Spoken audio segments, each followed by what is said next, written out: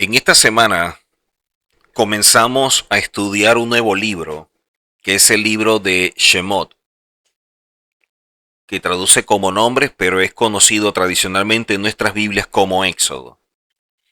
Y vamos a estudiar algo que es importante que podamos conocer, y son las lecciones ocultas que hay en el inicio de esta parte de la historia conocida como el Éxodo de Egipto.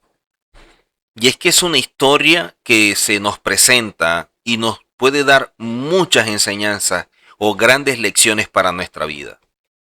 Porque es una de las narrativas más poderosas y universales dentro de esta cultura dada por el Eterno a través de la Torá. El relato de la esclavitud, de las plagas y la milagrosa liberación sigue como que resonando a través de los siglos como un símbolo de la lucha por la libertad. La mayoría de nosotros conocemos los grandes trazos de esta hazaña.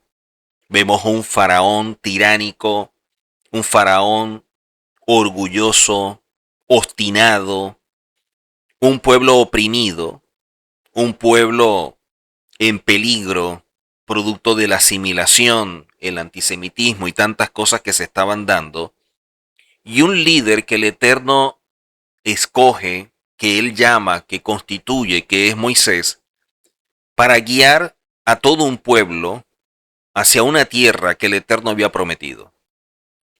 Sin embargo, detrás de esta conocida fachada se esconden lecciones sutiles y a la vez profundas sobre la naturaleza humana que quisiera compartir con ustedes y las dinámicas del poder y las claves de la supervivencia espiritual que son increíblemente relevantes en la actualidad. Por ello, el inicio de este libro de Éxodo o de Shemot no es solo una crónica de sufrimiento, sino que es un manual sobre las verdaderas prisiones que nosotros mismos construimos y las herramientas para escapar de ella. Por lo tanto, nos está invitando a mirar más allá de las cadenas físicas para descubrir la esclavitud del alma. Así que el arma secreta que podemos ver acá de Faraón no eran las cadenas. Muchos consideran que era la división. La primera estrategia del Faraón para subyugar al pueblo de Israel no fue el trabajo forzado, sino un plan mucho más insidioso. En lugar de usar a sus propios verdugos, ordenó a dos parteras hebreas que asesinaran a todos los recién nacidos varones. ¿Por qué confiar una tarea tan crucial a miembros del mismo pueblo que quería aniquilar? La respuesta revela una profunda comprensión de la psicología social. El verdadero objetivo del faraón era sembrar la discordia interna, sabiendo que la unidad era la fuente del poder de Israel, aquello que los convertía en un pueblo. Su plan era brillante en cuanto a esto, evidentemente.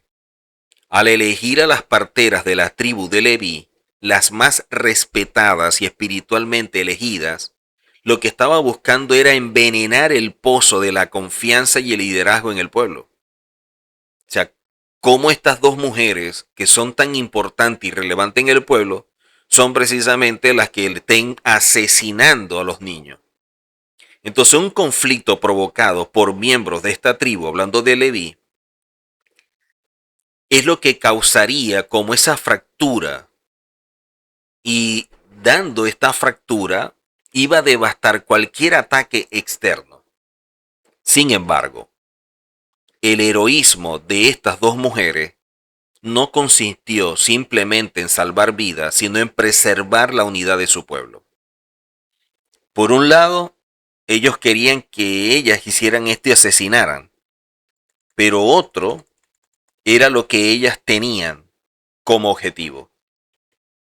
Por este acto, la Torá dice que el Eterno hizo casas o les hizo casas, una recompensa simbólica y perfecta. En respuesta a un intento de división, ellas fueron premiadas con las 3 instituciones que crean la unidad nacional: el sacerdocio, la Keuná, el servicio por los levitas a través de la abodá y la realeza. O sea, su valentía desarmó el arma secreta de Faraón y demostró que la cohesión interna es la primera línea de defensa contra la tiranía. Por eso, la primera esclavitud, que es otra lección que aprendemos de todo esto, la primera esclavitud que se puede dar en nuestra vida puede ser el confort, no necesariamente el trabajo forzado. Y muchos se preguntarán por qué. Y es que antes de que los hebreos sintieran el peso del trabajo forzado, de hacer ladrillos y todo esto que aparece narrado allí, ya estaban atrapados en otro tipo de servidumbre. Recordemos que tras la muerte de la generación de José, de Joseph, la Torá describe un período de prosperidad asombrosa. Los hijos de Israel fructificaron, se multiplicaron, fueron aumentados, fortalecidos en extremo, y se llenó de ellos la tierra. Y una de las expresiones que utiliza era la prosperidad que tenían. De hecho, se expandieron más allá del lugar que les fue asignado, que era Gosén. Se consolidaron económicamente, ganaron prestigio en la sociedad egipcia. Y todo este éxito, todo esto que alcanzaron, se convirtió para ellos en una trampa. Porque los hebreos empezaron a construir su primera prisión, no con ladrillos, sino con su propia prosperidad y su anhelo de aceptación. O sea, la comodidad y la riqueza los llevaron a un lento proceso de asimilación.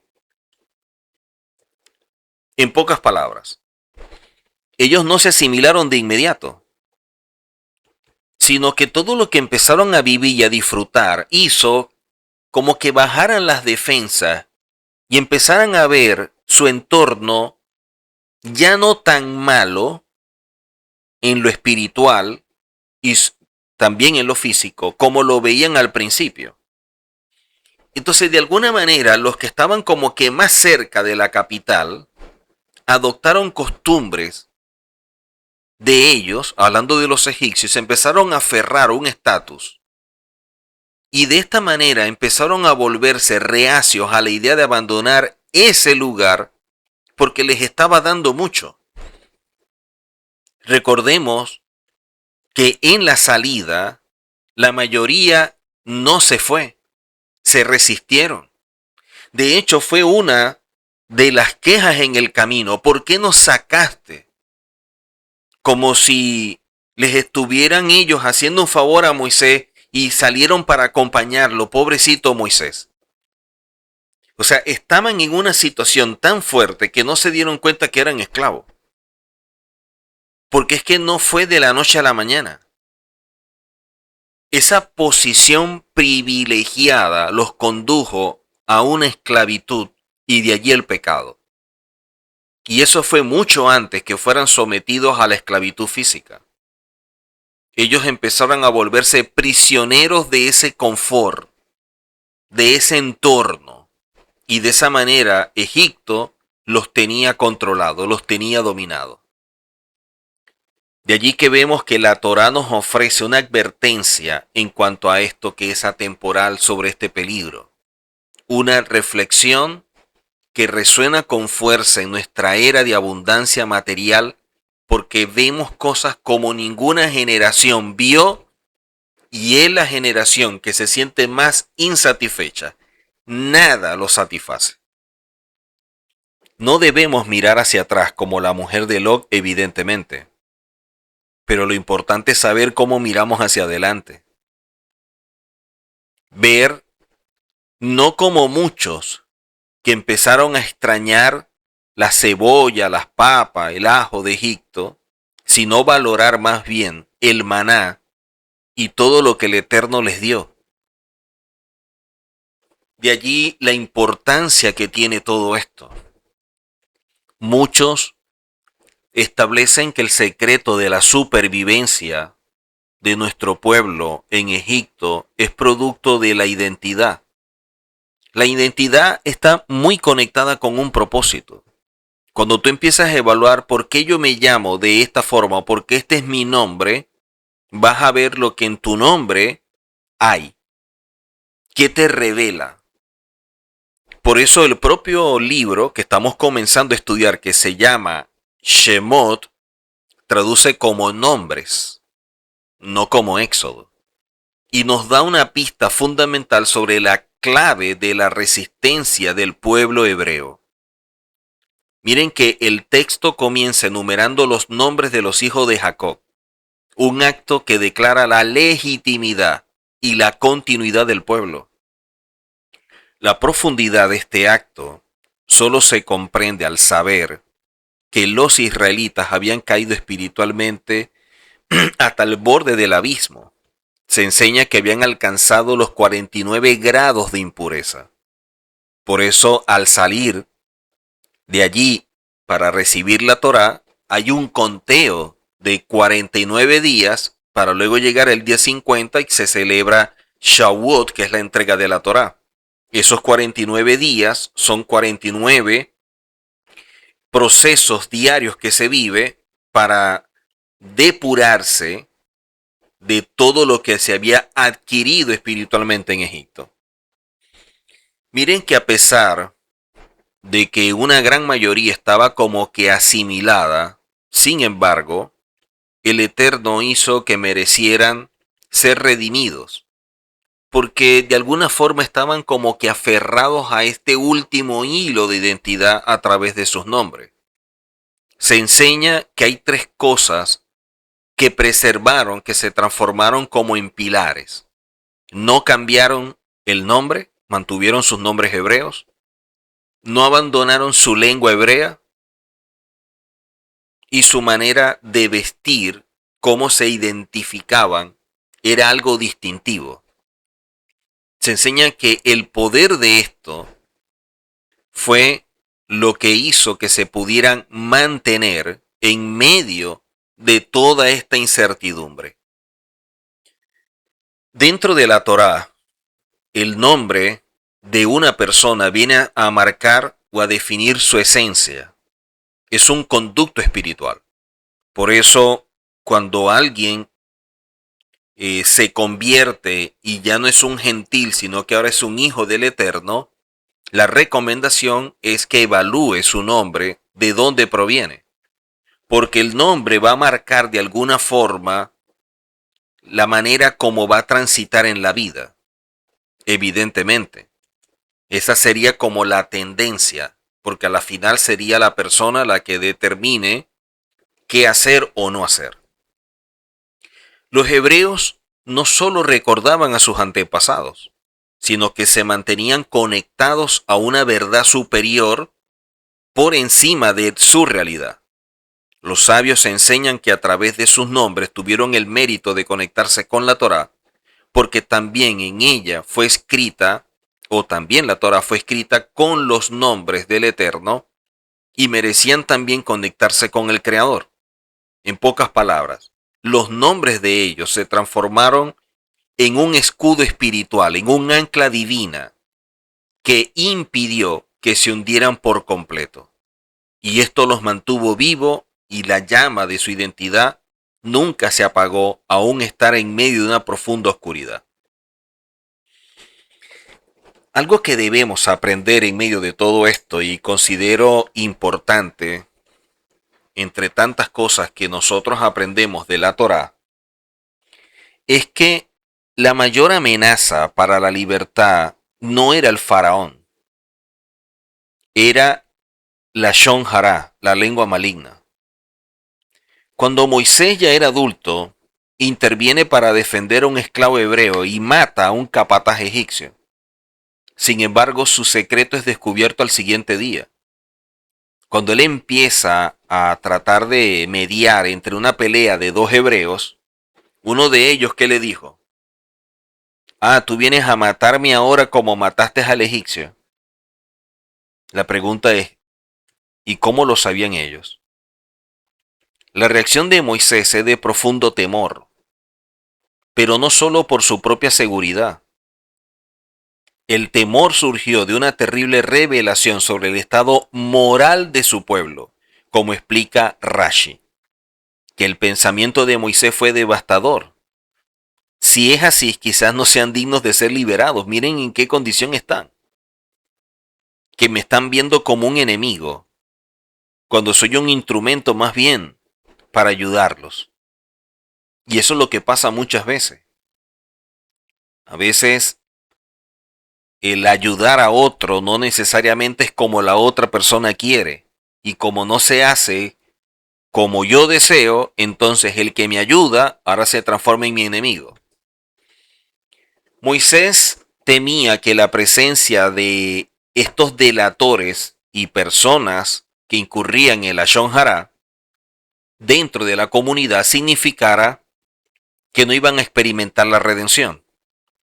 Su mayor miedo no era el poder de Faraón, sino que esta actitud de estos hebreos reflejaba como la corrosión interna. Era la manera que el pueblo estaba actuando indignamente. Y este pecado era tan grave que podía anular la promesa divina. Por ello, los sabios comparan su situación con la de la idolatría del rey Ahab, quien a pesar de su paganismo tenía éxito en la guerra porque su mente y ni su gente hablaban mal uno de otros. Un mal rey, claro que sí, pero como no había la Lashon Hara, tenía éxito. Imagínense el daño que causa la Lashon Hara. La libertad externa sugiere la historia que es inalcanzable si el tejido de la lealtad y la confianza interna ha sido destruido. Eso es lo que nos enseñan los sabios. Y nosotros podemos ser enemigos de nosotros mismos cuando incurrimos en la Lashon Hara contra nosotros. Yo no sirvo, yo soy esto, yo soy aquello, yo soy lo otro. Y de esta manera actuamos con impiedad contra nosotros. Y no debería ser. La Lashon Hara es algo que causa un daño profundo y destruye. Por eso, cuando una persona va a actuar de esa manera, lo primero que debería evaluar es en qué puedo llegar a ayudar o de qué forma puedo aportar a la vida de alguien, en este caso, a través de lo que yo voy a decir, para poder medirlo. Por eso es que en Proverbios 18 nos habla de que la muerte y la vida están en el poder de la lengua. En el Salmo 34 nos enseña, guarda tu lengua del mal y tus labios de hablar engaño. Santiago 3 habla de la lengua que es un fuego. Quiere decir, y enseñan los rabinos, que la Lashon Hara mata a tres personas. Al que habla, al que oye y de quién están hablando. La persona no está usando un cuchillo, no está derramando sangre, pero destruye la reputación, la vida de otro o de otros. Por eso se enseña que el que incurre en la Lashon Hara es peor que el adúltero, el asesino y el ladrón. Una persona que es idólatra, pero es adúltero y es asesino, no se compara jamás con el que incurre en la Lashon Hara. Se imagínense el nivel de daño de la persona que incurre en la Lashon Hara. Y la Lashon Hara no necesariamente es una mentira. Es simplemente una verdad destructiva. Porque es una verdad que se está diciendo sin amor, sin empatía, sin bondad. Sin necesidad, sin propósito. No es como si yo le dijera a alguien algo que sé que es verdad y que es dañino, pero se lo estoy diciendo en privado, con respeto, para que la persona tenga la oportunidad de enmendar el camino y de esta forma levantarse y hacer algo diferente y mejor con su vida. A empezar a hablar de esa persona delante de otro simplemente para destruirlo, porque en ningún momento el motivo fue, ahora hay que ayudarlo, hay que tenderle la mano. O sea, decir la verdad con mala intención es un pecado muy grave. Miren que no estamos hablando de una transgresión, estamos hablando de un pecado. En una oportunidad se enseña que un rabino, es una anécdota talmúdica, dice que un rabino le dijo a un hombre que fue arrepentido por haber hablado mal de otro. El rabino le dijo, bueno, ve a tu casa, toma una almohada de plumas, rómpela y deja que el viento se lleve las plumas. Al día siguiente él vuelve y el rabino le dice, ¿hiciste lo que te pedí? Sí, bueno, ve y recoge las plumas. El hombre le dice, eso es imposible, rabino. Responde el hombre. El rabino le dijo, de igual forma de imposible es recoger el daño de aquel que incurre en la Lashon Hara. Una vez que lanzas las palabras, jamás se pueden recoger.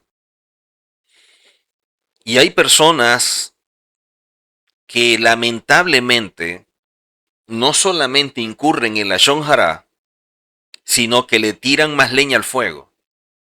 Como dice la palabra en Proverbios 26, sin leña se apaga el fuego. O sea, si alguien viene a decirme o a incurrir en la Lashon Hara, mi deber ser es decirle, lo siento mucho, pero no estoy interesado en saber de esa persona eso, si antes tú no hablaste con esa persona.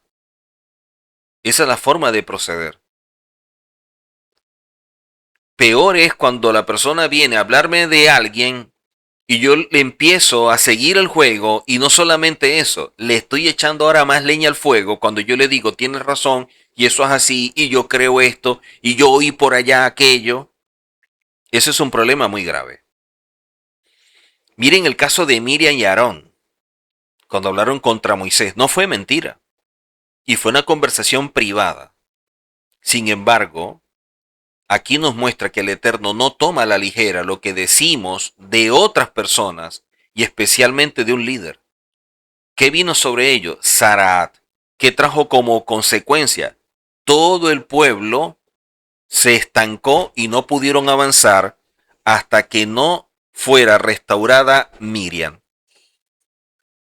En una oportunidad, leyendo en las redes sociales, me llamó la atención algo que escribió un pastor y decía lo siguiente y quiero agregarlo.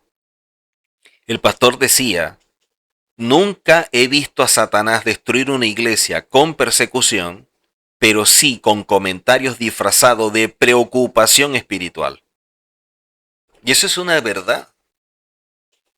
Las mismas personas que están dentro de la congregación son los encargados de destruir la congregación. Vean una congregación y vean si se destruye y cómo fue que se destruyó y se van a dar cuenta que es producto de la Lashon Hara y hay de aquel que fue el que originó todo esto. Ese es el problema. De allí que nosotros delante del Eterno vamos a tener que rendir cuenta de toda palabra que salió de nuestros labios. Por eso debemos cuidarnos en este sentido. Por último, los rabinos nos aconsejan lo siguiente.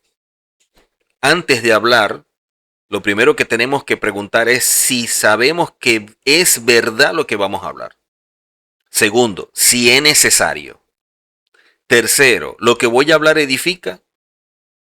Y cuarto, ¿lo que voy a decir lo diría si esa persona estuviera presente? Yo voy a hablar de X. ¿Yo hablaría estando X presente o me quedo callado? ¿Lo que voy a decir es necesario? ¿Eso edifica? ¿Es una verdad? Son las cosas que deberíamos tener presente. Y de esta forma pudiéramos ayudar y bendecir a mucha gente. Pero si no tomamos en cuenta estas cosas, lamentablemente vamos a seguir viendo a muchas personas y eso daña, eso afecta. Porque lamentablemente no medimos lo que decimos o lo que hacemos y eso perjudica. Para concluir, hay un detalle fascinante en el relato del viaje de Jacob a Egipto, a pesar de que el mismo Eterno le aseguró no temas ante tu descenso a Egipto, porque el Eterno estaría con él. Mire que le habla de su descenso a Egipto. Recordemos que es un asunto más espiritual que geográfico. Jacob no se sienta a esperar allí tranquilo, pasivamente, que la promesa se cumpla. No, él no está sentado cómodo. Este acto no fue una decisión espontánea, fue la continuación de una estrategia que el Eterno estableció, que quedaría como una marca generacional para un pueblo. Sería una formación iniciada por Abraham y transmitida a través de Isaac y ahora en Jacob. El Midrash revela que había un propósito profundo en todo esto. Y de allí la expresión Yeorot. Y es la manera de enseñar, de instruir. Y muchas veces a través de acciones que quedarían marcados para siempre. Y eso es una gran verdad. A lo largo de la historia, siempre recordamos la salida de Egipto. Siempre.